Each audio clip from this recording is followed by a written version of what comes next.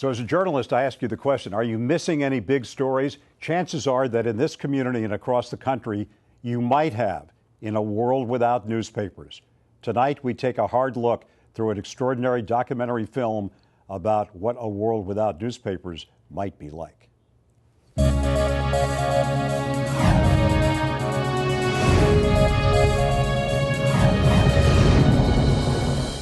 Hi, everybody. I'm Larry Kane. Welcome to Voice of Reason here on the Comcast Network. And another question for you. Where would you be in this town without certain stories? Would you know about scandals? Would you understand things going on behind the scenes without newspapers? Chances are, despite the enormous, great attitude of television news, might not happen.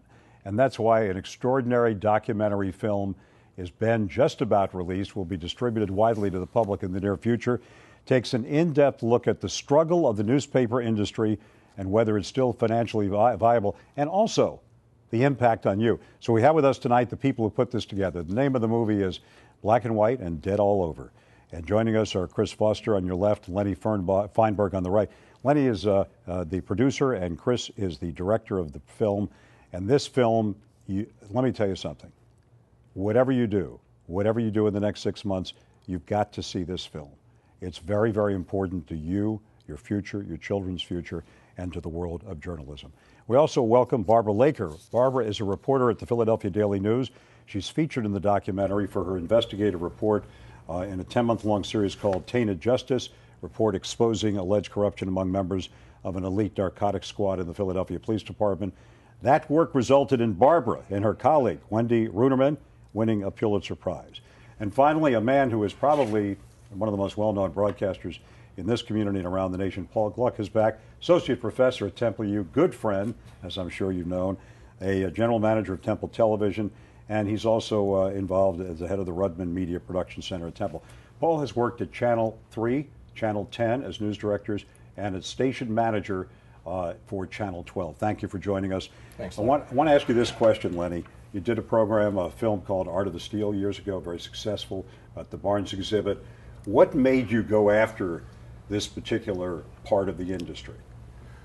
Well, it was happening right in our faces, what was going on at the Inquirer and Daily News, the change of ownership, the disruption of the newspaper, and when I paid closer attention to it, I realized it was a national issue, that newspapers were essentially dying. But you concentrate on Philadelphia, Chris, yet this is happening all over the country. We still have the two big papers in Philadelphia. They're still running every day. People are trying to resurrect them as they used to be. But did you pick Philadelphia because you were here geographically, or because of the danger that existed about the potential of the newspapers? Well, we did pick Philadelphia for geographical reasons, of course, because that's where Lenny and I are based. But what was going on at the Inquirer and the Daily News was it was a national story, and it just happened to be happening right on our doorstep. So we took the opportunity to examine it further. You know, sometimes, Lenny, and you and I have talked a lot about this, when you go into a film or a project, you basically think you're getting one thing and you get another.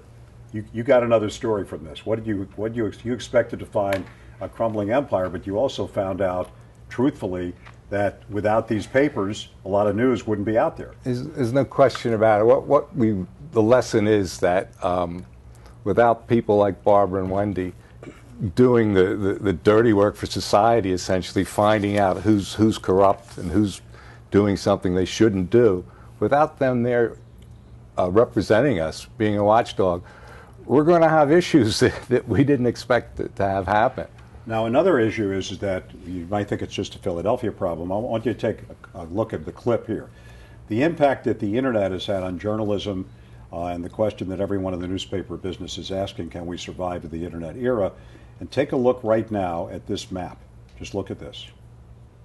Are newspapers going to survive this technological revolution that we're in now? And frankly, the outlook is not very good.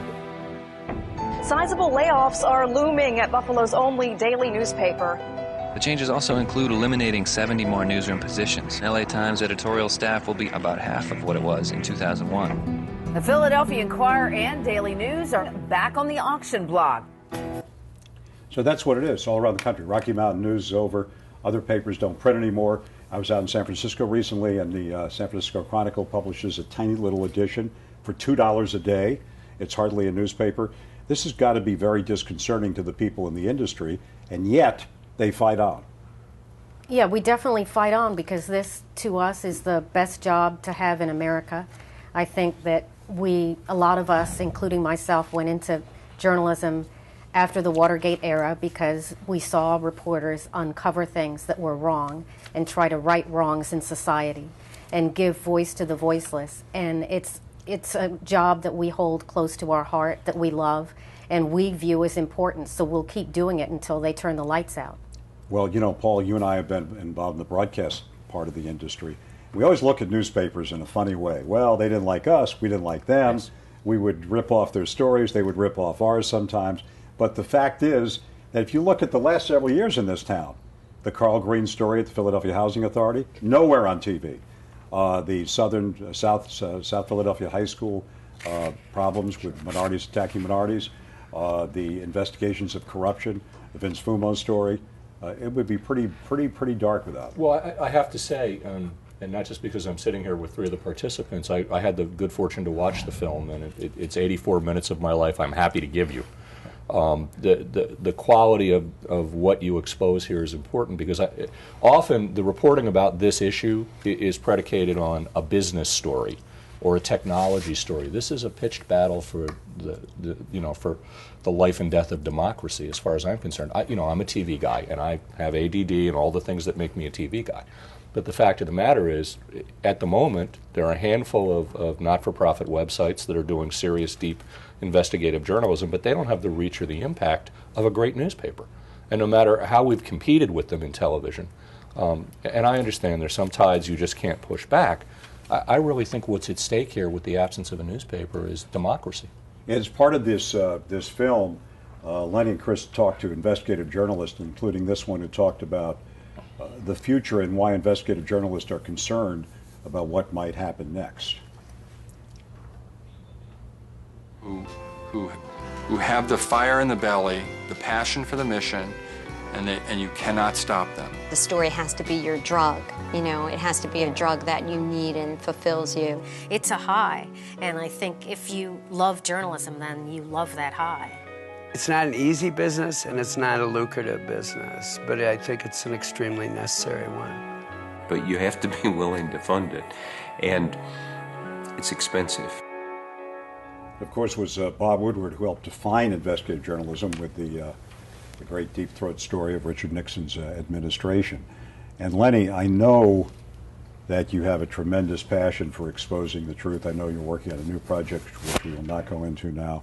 But this particular project fascinated you from the beginning. We talked a couple of years ago when you started. Did you find out that despite the fact that there were business issues at the Daily News and Inquirer, and a lot of people that should not have been taking the kind of salaries they took at the top, did you find that the lust for investigation, for exposure of problems had dimmed there under those administrations? Not on a person-to-person level, not the people in the trenches, not the reporters or the editors. They were extremely talented, brave, energetic people who wanted to essentially investigate the bad guys and do their job. I mean, they're not in it for the money. They're in it because it's in their blood that this is the life they want to do. And if the people at the top don't support them, then well, it's just heartbreaking. Well, you got Bob Woodward. I mean, that's the man of all time, the one that every young journalist in America looked up to, the Babe Ruth of investigative journalism. And he was pretty succinct about where this country might go without this. And so are the other people. We have people at the Daily News talking about it and the Inquirer. Do you feel that if the papers fade away in a different way, that we won't have any investigative journalism? I think people will always have a need and a desire to learn the news.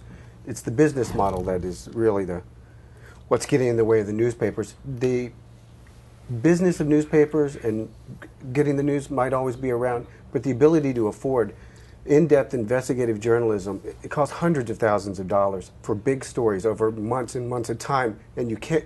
Newspapers are struggling to allocate the resource of having somebody work on that story for a year or a year and a half, a couple people. It's getting harder and harder to do. One of the men in our journalist, a Pulitzer Prize-winning journalist, Jerry Cameron, in our film, he helped bring down Randall Duke Cunningham, the largest congressional misappropriation of defense funds in the history of Washington. He made a great point. Sunday morning, when you drop 400,000 newspapers in driveways across the region that you cover, that creates a critical mass of concern. When you write the same story online, it doesn't generate as much interest. It's harder to reach people. Although the replica editions of the newspapers are pretty attractive. That's where you go online and you're able to see the newspaper as you see it. I read a couple every week that way, and it's fantastic. And actually, it really engrosses your attention.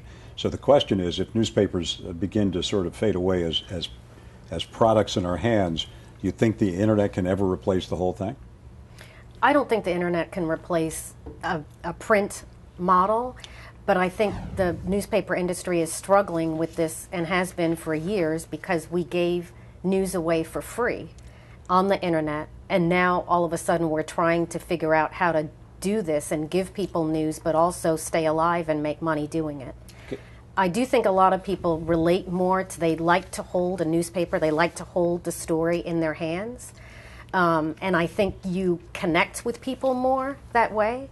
People will call you more and talk to you about the story. I just think we're in this, I think there'll always be news gatherers, there will always be investigative journalism in this country because that's what America is based on, and we need that in this country. It's the format, it's the model that we're all struggling with. Although I would say, you know, I live amongst millennials every day. That's why I look this old. This is the tactile sense they have, holding this as opposed to holding a newspaper. And you know, you talk about the replica edition. We all have grown up with this need to see this holistic vision of what's news today. We look at the front page. They don't. The next generation, or the 19-year-olds who consume news, have no brand loyalty. It's wherever I can find the story about which I care. And they also sort of like the idea that they're in their minds, part of the process. Now, from Lenny and Chris's film, here is something to think about, especially if you're someone who doesn't see the relevance of newspapers in today's world. Watch this. That's the great irony of the internet information age. You ask people, where did you find that out? And they'll say, oh, I got it from Google. They didn't get it from Google. The source of that information came from a newspaper. That's where information comes from still. And I don't think most people in this country understand that. Where is the internet going to get its information if the newspaper in your town goes out of business? Interesting. CNN a couple of years ago dropped the Associated Press and formed its own news service. And CNN on major stories has been wrong. And they, especially the Boston situation, where for 4 hours they let the people of Boston let their guard down because CNN insisted on going with the source report during a national and local emergency that was incorrect. So you have a lot of mistakes being made. One thing I really respect about this film, and by the way, if you think this is Omnibus or something from another era, this is Omnibus. Oh, that ages 1955 was a great year, Larry. This is, I was only 13, but this is a film that's engrossing. I mean, it's electrifying when you think about the impact of it. And when you go to a subject like this, the tough part of being a filmmaker and producer, and you weren't always that, and we'll talk about that a little later, is the idea of taking something and making it palatable for people to see so they can understand that it goes beyond some intellectual level that they may not comprehend. Was that hard? Well, it would have been, but we got very lucky, and we met Barbara and Wendy. And they helped tell the story. Well, I mean, all you have to do is put a camera on them and tell their story, and you've got something very compelling. One of the things about this movie, by the way, is Barbara and Wendy's dialogue in this movie is so incredibly natural. You sort of catch the contagion. You want to go to work as an investigative reporter. I want to be her. That's the story. We'll be right back after this.